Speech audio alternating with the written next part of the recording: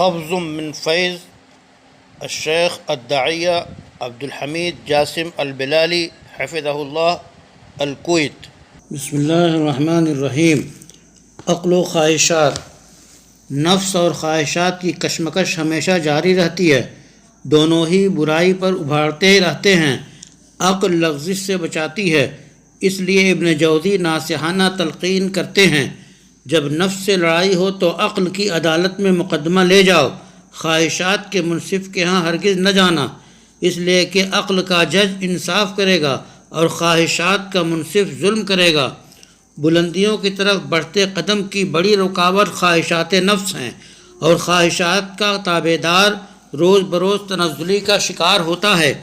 اور اسی ادھیڑ بن میں رہتا ہے کہ اچانک موت کی یلغار ہوتی ہے، اور خواہشات نفس سے لڑنے والا ترقی کی راہ پر گامزن رہتا ہے،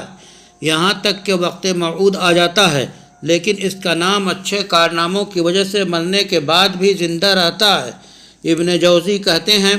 جب کوئی قوم زندگی کی قدر و قیمت پہچان لیتی ہے اور خواہشات کی بندش سے آزاد ہو جاتی ہے تو وہ مرنے کے بعد بھی زندہ رہتی ہے۔ نہ جانے کتنے علماء، عابد و زاہد اور داعی صدیوں پہلے دار فانی سے کوچ کر گئے، لیکن وہ آج بھی ہمارے درمیان شاندار کارناموں کی وجہ سے زندہ ہیں، کیونکہ انہوں نے زندگی میں خواہشات کے ساتھ ہمیشہ دشمن جیسا معاملہ کیا۔